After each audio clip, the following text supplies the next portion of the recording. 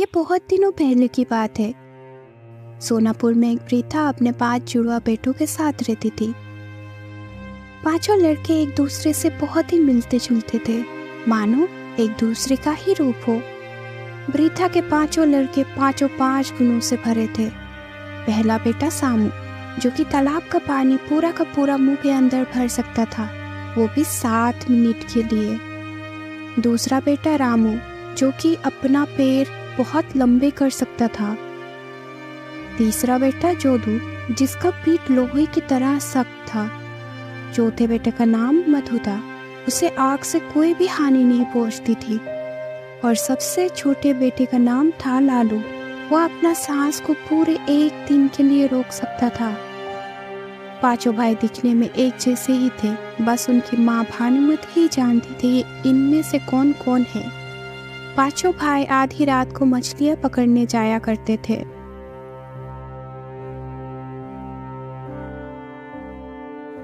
भाइयों सुनो, मैं तालाब का सारा पानी अपने मुंह में भर लेता हूँ और तुम लोग जल्दी जल्दी मछलियाँ भरकर बाहर आ जाना।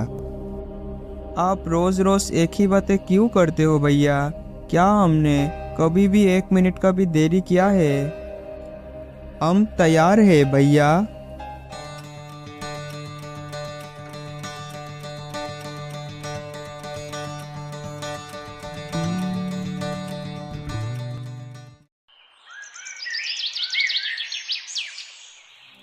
आज लालू की बारी है।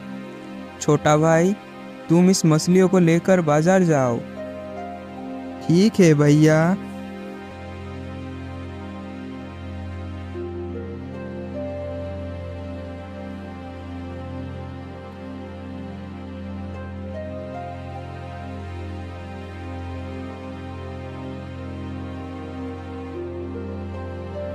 तुम्हें रोज रोज इतनी बड़ी बड़ी मछलियाँ कहाँ से मिलती है? हमें बताओ तो, हमें क्यों नहीं मिलती? हाँ, तुम जरूर कोई जादू टोना करते हो ना? नहीं नहीं, तुम्हें बताना ही पड़ेगा। तुम रोज इतनी बड़ी बड़ी मछलियाँ कहाँ से लाते हो? तुम्हें बताना ही पड़ेगा। अच्छा, तो आप लोगों को जानना है। तुम सुबह सुबह भोर में आना, मैं तुम्हें बड़ी मछलियाँ पकड़वा दूंगा। लालू ने घर जाकर सारी बातें बताई। सारी बातें सुनकर सामू तैयार हो गया। दूसरे दिन सारे मछुआरे तालाब किनारे हाजिर हो गए। बाकी 4 भाई आज नहीं आए थे। सुनिए, मैं 7 मिनट के लिए तालाब का पानी अपने मुंह में भर लूंगा। आप लोग 7 मिनट में जितना भी मछलियाँ पकड़ना है उन सबको पकड़ लीजिएगा। एक बार फिर से कह रहा हूँ, मैं 7 मिनट से ज़्यादा अपने मुंह में पानी नहीं भर सकता हूँ। ठीक है, तू चिंता मत कर।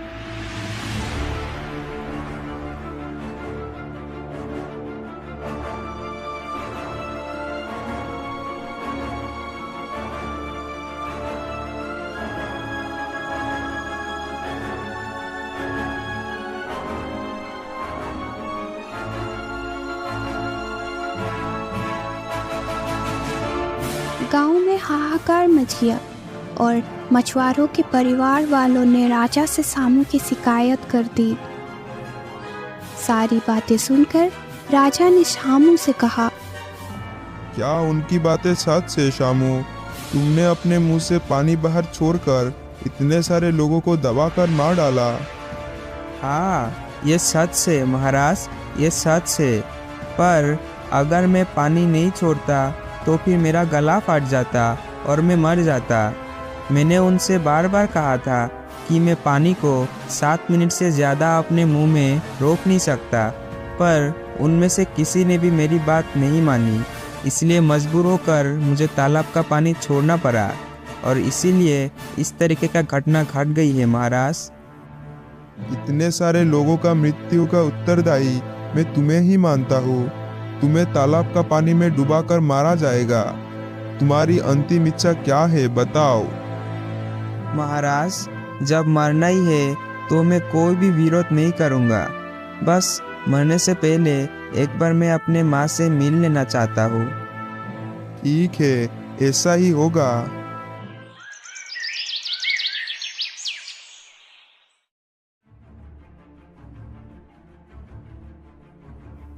भैया भैया, कल अब की जगह मैं जाऊंगा। अब बिल्कुल भी परेशान मत होइए। अभी आप घर में आराम कीजिए।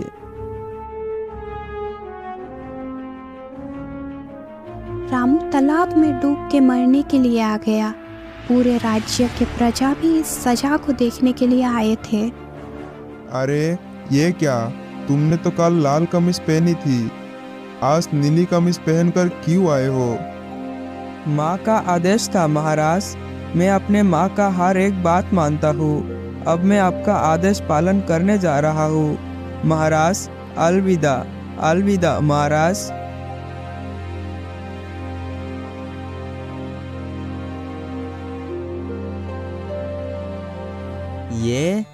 ये कैसे हो गया? पाँव में रबर लगा के रखा है क्या? तालाब का पानी तो शामू का कुछ भी नहीं बिगड़ पाया। लगता है वो कुछ जादू टोना जानता है। ये क्या शामू, तालाब का पानी तो तुम्हारा कुछ नहीं बिगड़ पाया।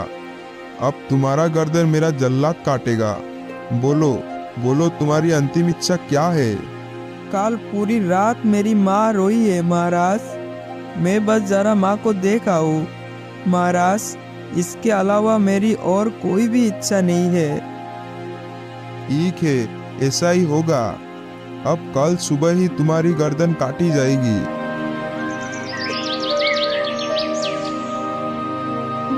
भाइयों, आप लोगों को तो पता ही है मेरी गर्दन बहुत ज्यादा सख्त है। मेरी गर्दन काटते समय तलवार ही टूट जाएगी। कल भैया की जगह मैं जोधू जाऊंगा। बेटा, हर वक्त अपने कान खुले रखना, ठीक है? माँ, आप हमारे लिए परेशान मत होइए।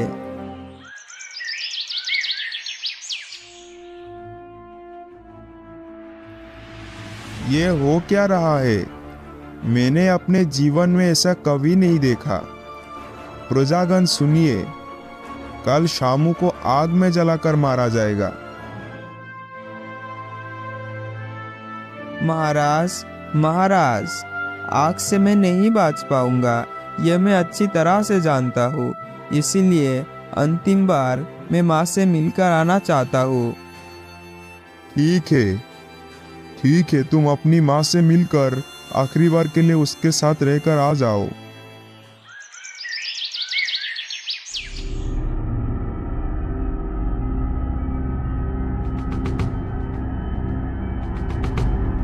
ये कैसे हुआ? आखिर ये क्या मामला है? पानी में डुबाया तो पैर लंबा हो गए, सर कटने गया तो तलवार टूट गए। ये शामू कोई जादू टोना जानता है।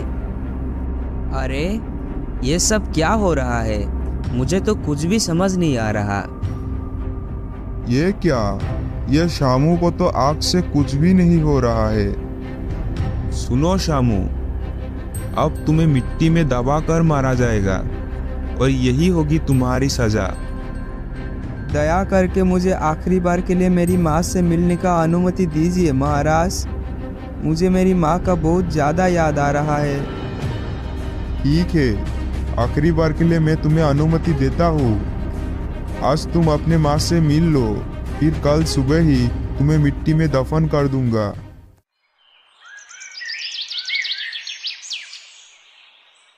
भैया, मैं सांसें रोक कर रखूंगा। आप लोग रात में मिट्टी खोद के मुझे बाहर निकाल लीजिएगा। फिर उसके बाद हम लोग ये राज्य छोड़कर दूसरे राज्य में चले जाएंगे। यही सही रहेगा, पर फिर भी बेटा लालू, अपना ध्यान रखना। माँ, अब बिल्कुल चिंता मत कीजिए।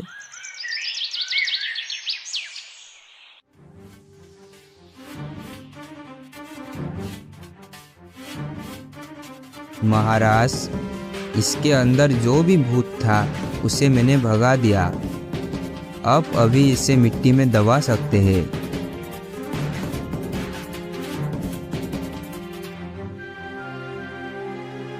आखिरकार अंत में पापी को सजा मिल ही गया। अब चलो सभी। उधर अंधेरे में माँ को साथ लेकर चारों भाई लालू के पास आया। वो लोगों ने मिट्टी को खोदा और लालू को बाहर निकाल लिया।